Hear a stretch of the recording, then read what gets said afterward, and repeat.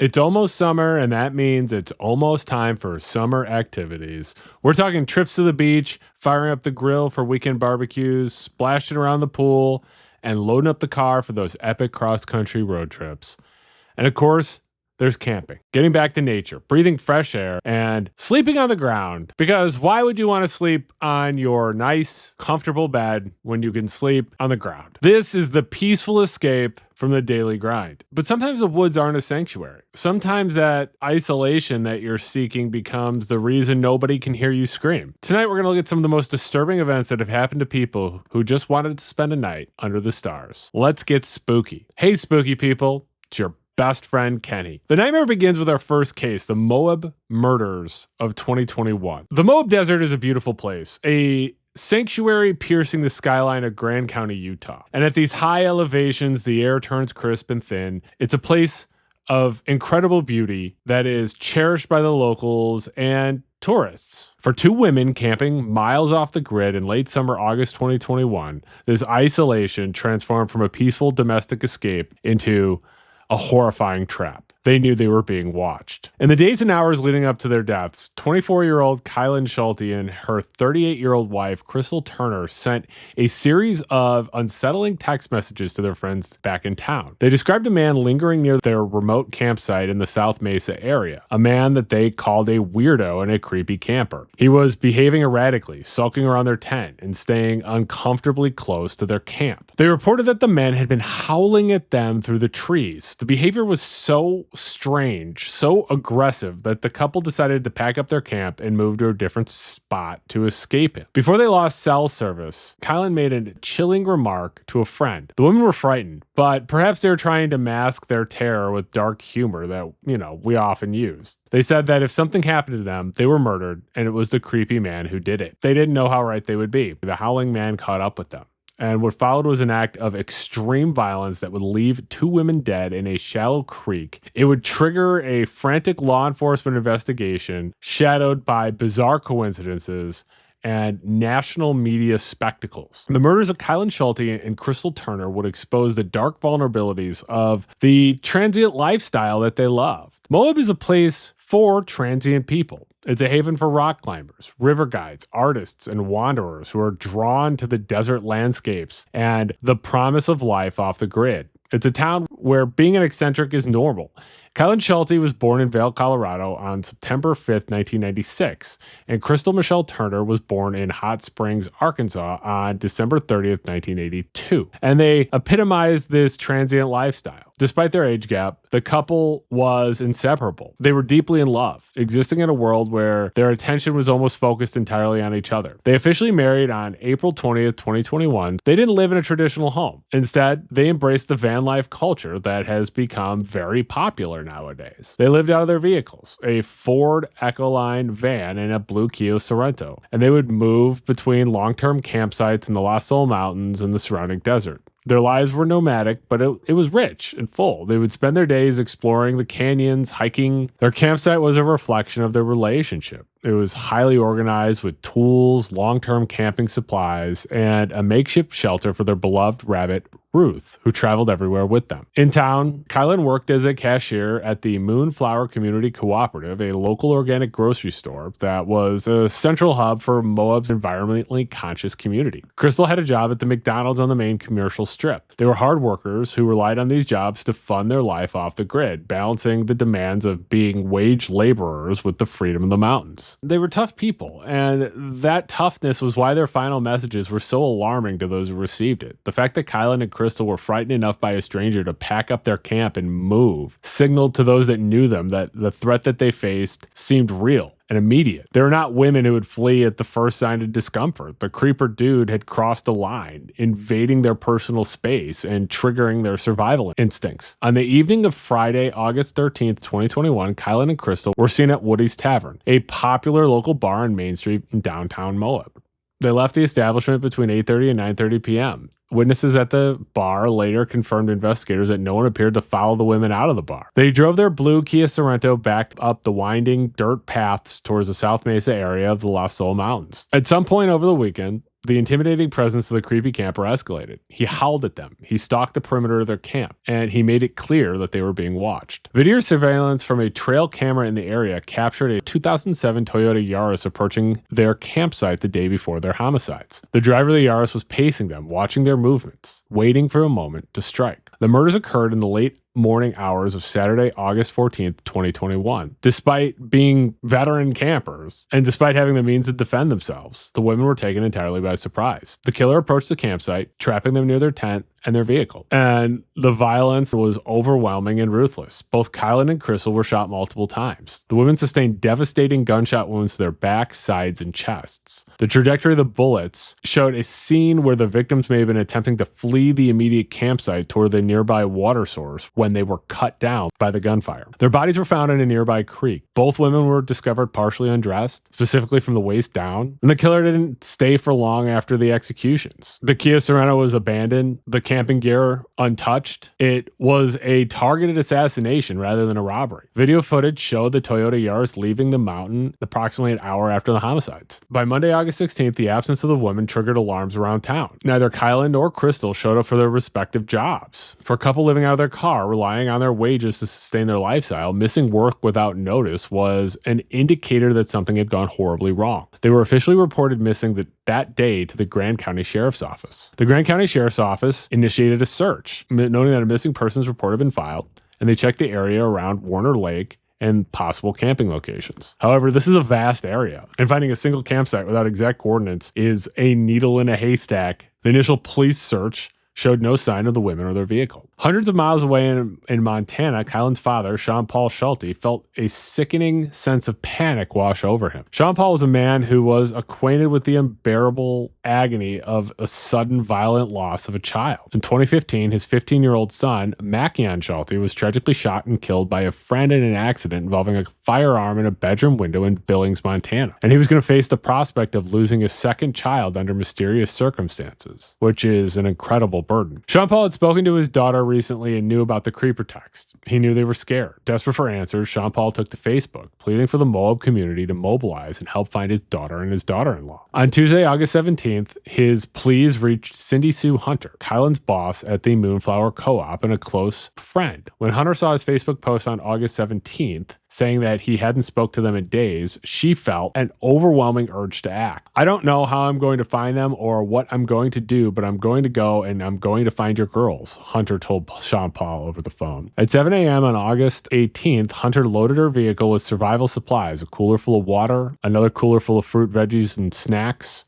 towels, blankets, and a shovel, operating on the desperate hope that the car was simply stuck in the mud or broken down on a back road. She first stopped at McDonald's to question Crystal's co-workers, asking for any clues. She then searched the Pat Creek area before driving up the winding dirt of Geyser Pass trailhead to the LaSalle Mountains. Hunter stopped at every ravine, cliff, and ditch to look for their car. She chased down hikers, showing them photos of Kylen and Crystal. Eventually, deep in the South Mesa area, roughly 4 miles west of Warner Lake, Hunter spotted a blue Kia Sorento tucked into a campsite just off the LaSalle Loop. She pulled over, her heart pounding, and immediately dialed Sean Paul on her cell phone to tell them that she had found the camp. As she walked through the site, taking in the tent, the gear, and the rabbit enclosure, Hunter moved towards the nearby creek. She found Kylen's partially unclothed, bullet-ridden remains in the water. Through the phone line, hearing the shock and terror in Hunter's voice, Sean Paul Schulte knew exactly what had happened. And despite his own word collapsing, his instinct was to protect the woman who had just found his murdered daughter. He knew the killer could still be nearby. "Get back in your car, roll up the windows now, lock your doors, and get out of there. You need to get out of there," Sean Paul told her.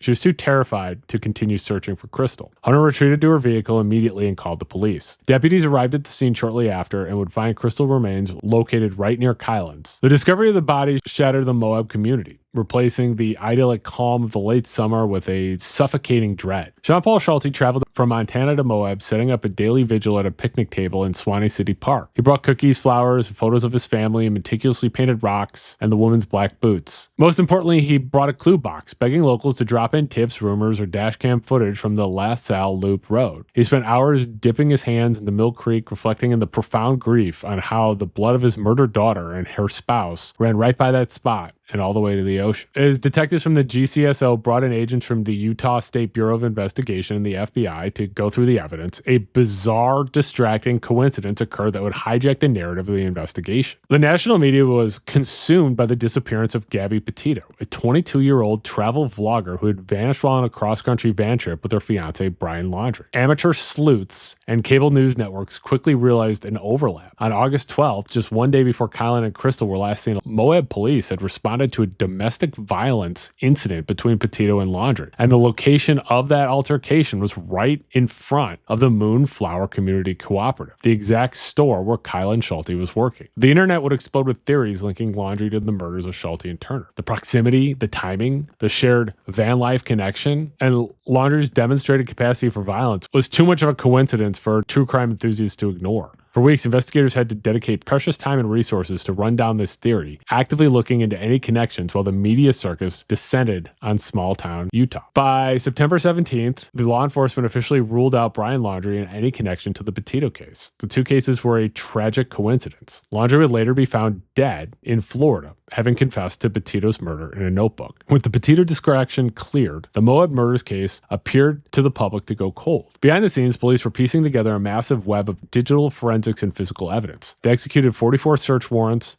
They processed a Ford Econoline parked at the Moab McDonald's belonging to the victims, cataloging a black journal and with newspaper clippings, mail, pay stubs, a Bible, a damaged phone, and various medications. They were looking for the driver of the 2007 Toyota Yaris. They were looking for a man who had vanished. The killer was an aggrieved, deeply bitter fast food worker named Adam Pinkusewicz. Pinkusewicz worked at the same Moab McDonald's as Crystal Turner. About a week before the homicides, Pinkusewicz and Turner had a conflict at the restaurant. Turner was making sandwiches for herself and Kylen, and Pinkusewicz witnessed this and became inexplicably enraged by her actions. He felt that she was acting bossy and taking unauthorized liberties in the workplace. This petty grievance festered in a man whose psychological profile was rapidly deteriorating. Pinkusewicz owned a 2007 Toyota Yaris, the exact vehicle captured by trail cameras creeping around the South Mesa campsite on August 13th and speeding away on August 14th. Pinkusewicz was the creeping camper. He was the howling man in the woods. Immediately following the murders, Pinkusewicz disappeared from Moab. Investigators established a timeline of his flight, tracking his movements as he sought to evade the massive law enforcement net closing in around Grand County. Pinkusewicz would leave behind crucial pieces of evidence that would eventually allow police to close the case. He confessed to the crime to his significant other. During his confession, he provided highly specific details about the murders that had been withheld from the public, details that only the killer and investigators would know. He admitted he shot the women because he worked with one of them and found her to be bossy. His significant other would later tell investigators they knew exactly why the police were knocking on their door, because he killed two people in Utah. Pinkusewicz would unalive himself in a Waterloo motel on September 24th. It took months for law enforcement to link him to the crime. He was a person of interest early on, but his death delayed the gathering of direct testimony. In late December 2022, the Grand County Sheriff's Office held a press conference to officially close the case. But for those who were left behind, the resolution was hollow, because Adam Pinkusewicz chose to end his life rather than face the consequences of his actions. The families were denied the judicial process. There would be no arrest, no cross-examination, no guilty verdict, and no chance for Sean Paul Schulte to look the killer in the eye. Had he lived,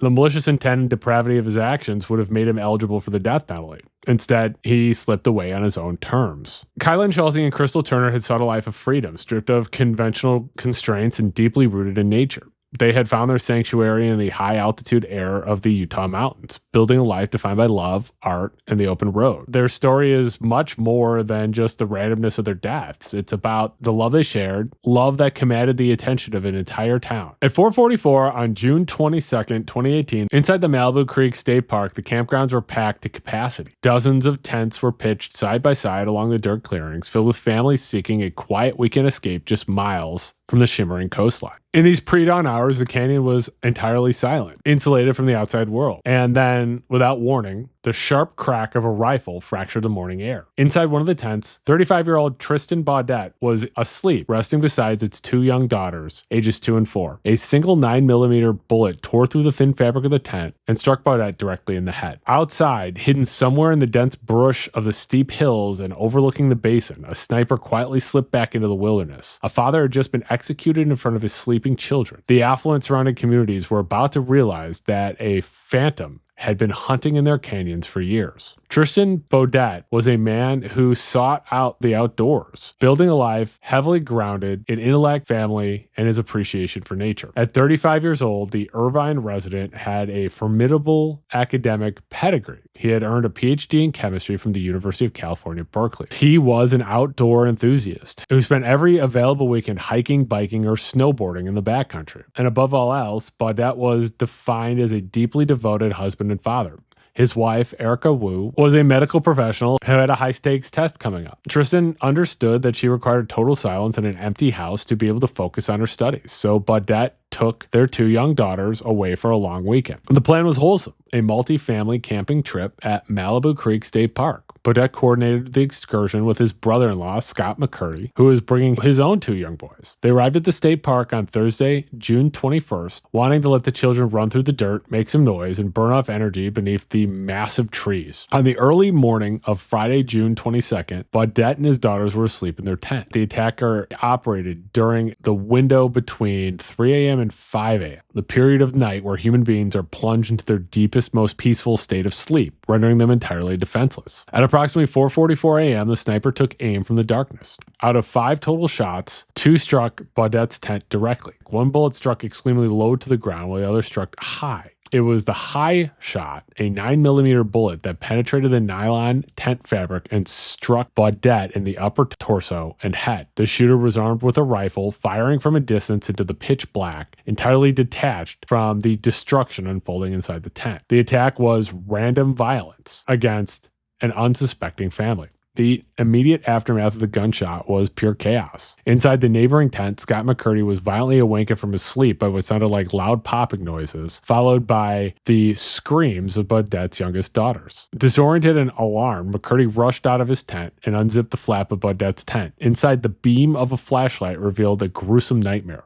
The 2 little girls, aged 2 and 4, were kneeling beside their father in a rapidly expanding pool of blood. Beaudette was entirely unresponsive. Frantic 911 calls from the campground brought Los Angeles County Sheriff's deputies and emergency medical personnel into the state park. First responders found Beaudette suffering from catastrophic trauma, and despite their efforts, he was pronounced dead at the scene. Miraculously, the 2 young girls were physically uninjured, though they were immediately classified by law enforcement authorities as victims of attempted murder due to their proximity to the gunfire. As the sun rose, the remaining campers were swiftly evacuated. The park had transformed into a heavily taped off crime scene, and the campground was closed to the public. Law enforcement officers knew a dark truth that the public did not. This wasn't an isolated incident. The murder of Tristan Beaudette triggered a massive investigation that quickly exposed a terrifying reality. For nearly 2 years prior to the fatal morning of June 22nd, the Malibu Creek area had been terrorized by a serial sniper who used the park as a personal hunting ground. Detectives connected Beaudette's death to a string of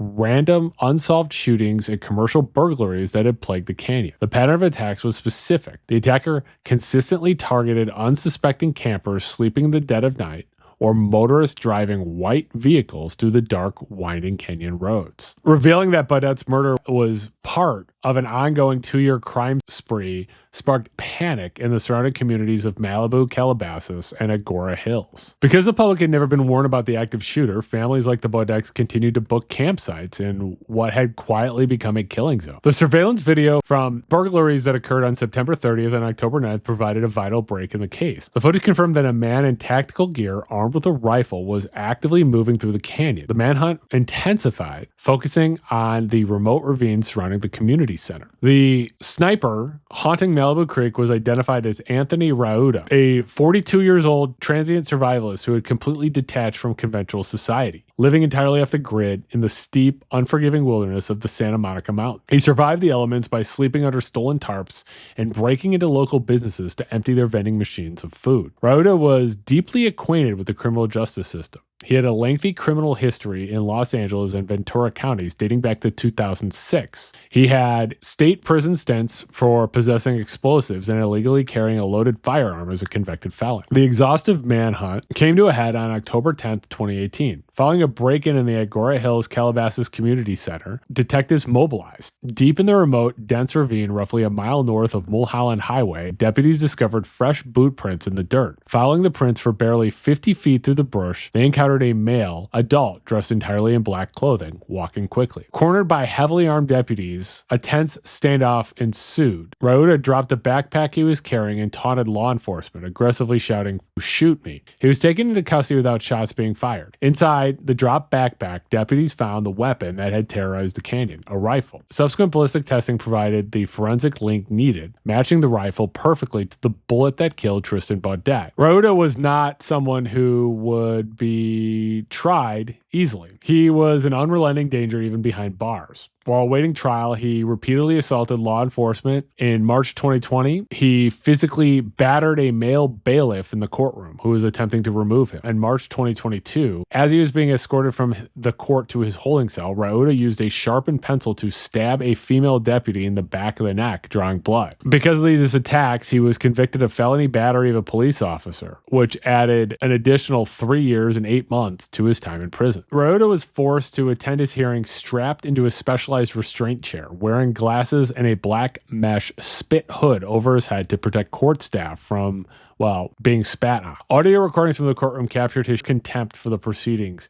He was heard yelling profanities and calling the judge names. Rauda would waive his right to be physically present for the majority of his own murder trial, leaving an empty chair as witnesses detailed the carnage he had caused. On May 26, 2023, the jury returned their verdict. Anthony Rauda was found guilty of second-degree murder for the death of Tristan Beaudette. He was convicted of 3 counts of attempted murder, 2 pertaining to Baudette's young daughters who were in the line of fire, and 1 in an unrelated incident, as well as 5 counts of second-degree commercial burglary. Rauda would be sentenced to 119 years to life in state prison, 40 years for the murder of Beaudette, plus 79 years for the attempted murders and burglaries. Today, Anthony Rauda remains locked away, destined to spend the rest of his natural life behind bars. Malibu Creek State Park has reopened its gates to the public, its campgrounds once again filled with families, hikers, and weekend warriors. But the memory of a phantom survivalist who hunted campers in the dead of night lingers heavily over the canyon. Even in the most idyllic of escapes, the wilderness can hide monsters, and the institutions designed to protect the public cannot always be trusted to sound the alarm.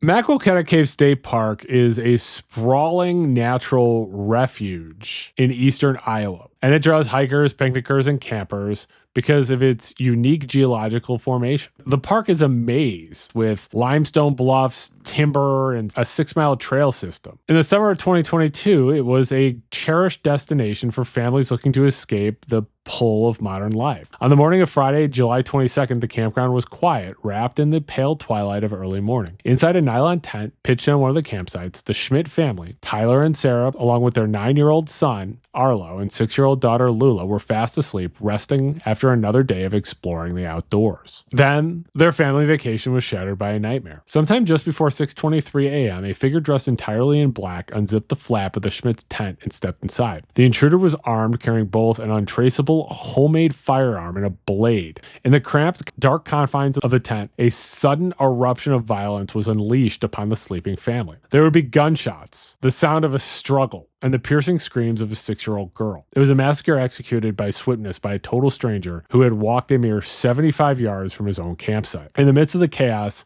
survival instinct took hold of the eldest child.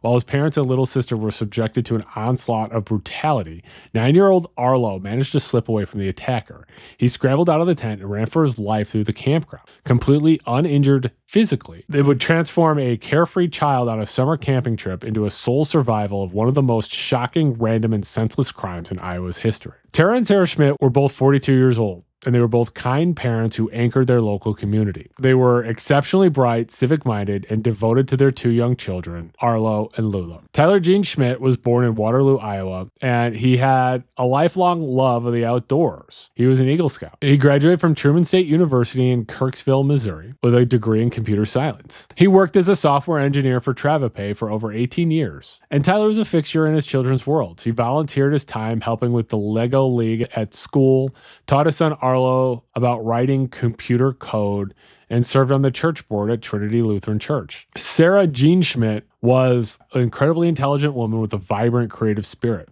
She was born in Kansas City, Kansas, and she graduated from Truman State University, where she was named a Truman Scholar. She would receive a master's degree from the University of Kansas. She also had a love of nature and worked for several years for Monarch Watch, an organization dedicated to the preservation of monarch butterflies. After becoming a mother, she took a job at the Cedar Falls Public Library, and she became a beloved and familiar face in the community. Lula Ruth Schmidt was born in September 2015 in Lawrence, Kansas, and she was a bright, energetic 6-year-old daughter. She was the center of the family's world alongside her brother Arlo. Sometime around 6 a.m., 23-year-old Anthony Orlando Sherwin left the tent where he had been sleeping near his parents.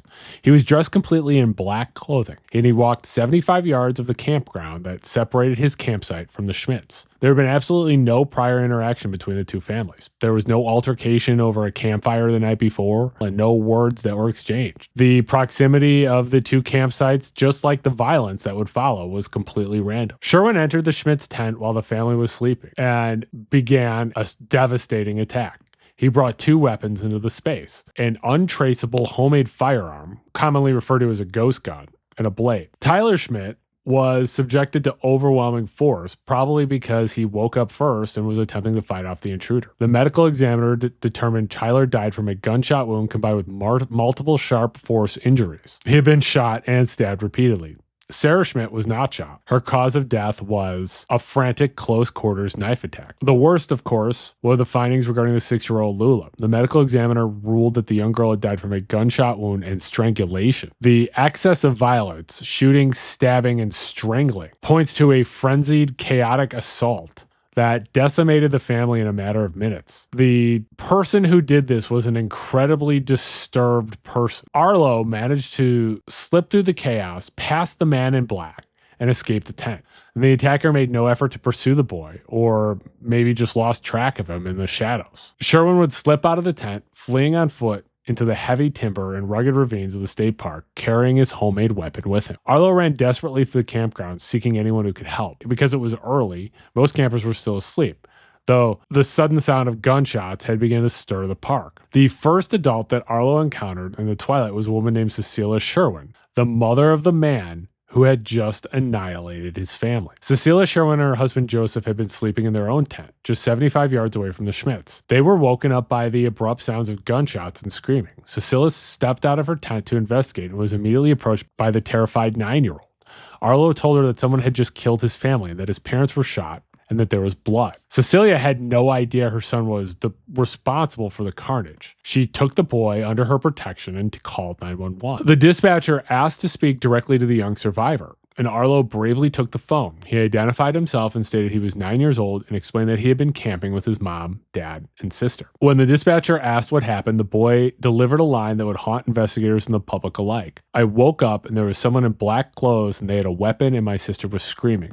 He told the dispatcher the weapon looked like a small gun, and he admitted he had no idea who the man was. When asked about the condition of his father, the boy replied quietly, "I think they were hurt." About 8 minutes after Arlo spoke to dispatch, a park ranger arrived at the location, followed by state troopers and an ambulance. It was about 6:23 a.m. Law enforcement officers drew their weapons and went towards the Schmidt family tent. Inside, they found the bodies of Tyler, Sarah, and Lula. The campground was transformed from a summer recreational retreat into a gruesome active crime scene. Because the shooter had fled the scene and his whereabouts were unknown, the immediate priority was securing the area and preventing any further loss of life. By 8 a.m., authorities evacuated all remaining campers from the park, ushering them away from their tents and vehicles to secure locations. Once the campground was successfully evacuated, investigators conducted a head count, cross-referencing the registered campers against those who had been cleared from the scene. Only one person was unaccounted for: 23-year-old Anthony Orlando Sherwin from La Vista, Nebraska. Knowing Sherwin was armed, mobile, and highly dangerous, law enforcement called in aerial support.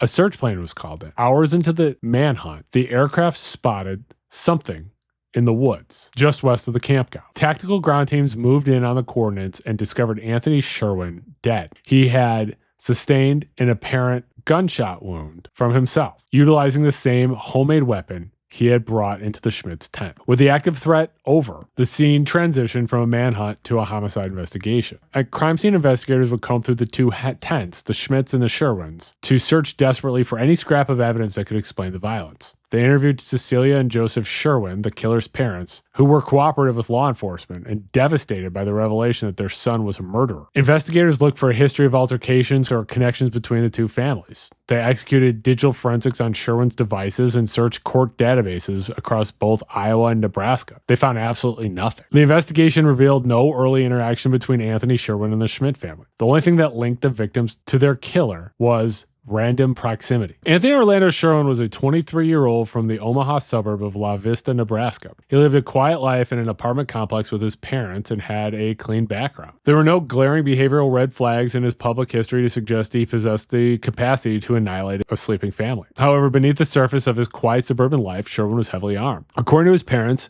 Anthony had taken a sudden interest in firearms just months prior to the Iowa camping trip. His parents were staunchly against him purchasing a commercially manufactured gun, so he took it upon himself to build one from components, or to make a ghost gun. His parents claimed that by the time of the camping trip, Anthony had grown tired of the hobby and had stated his intention to get rid of his weapons. However, in a lapse of judgment, they allowed him to bring the homemade firearm on the Maquoketa cave strip because they thought it might be useful considering crime and bears. When the gunshots rang out on Friday morning, Sherwin's parents had a tragic delusion. Hearing the sudden noise, they believed their son might have heard the shots too and grabbed the ghost gun from the vehicle to protect the family. The theory was dismantled by the investigators, stating that Anthony Sherwin had acted entirely alone in killing Tyler, Sarah, and Lula before turning the gun on himself. The immediate concern of the community focused on the 9-year-old Arlo Schmidt. He had lost his mother, his father, and his sister. The young boy faced a road to psychological recovery that almost nobody could possibly fathom. Sarah and Tyler's siblings, along with Sarah's cousin, rallied around him, prioritizing his safety and future. They organized a GoFundMe campaign to help cover immediate logistical costs and establish a long-term trust fund for Arlo's future education and care. And the response was overwhelming. Donations poured in from across the country alongside thousands of messages of heartbreak. Within days, the campaign surged past $200,000, eventually exceeding $275,000,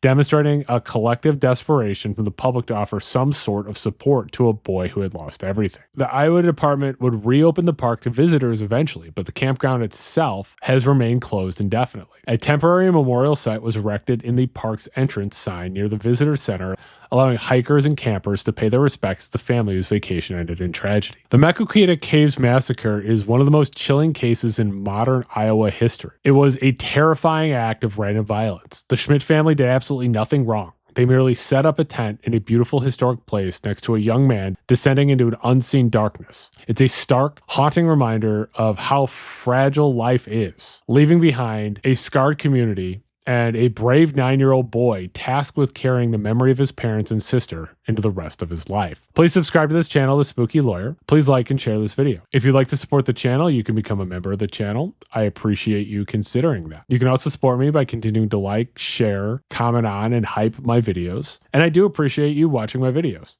And please stay spooky.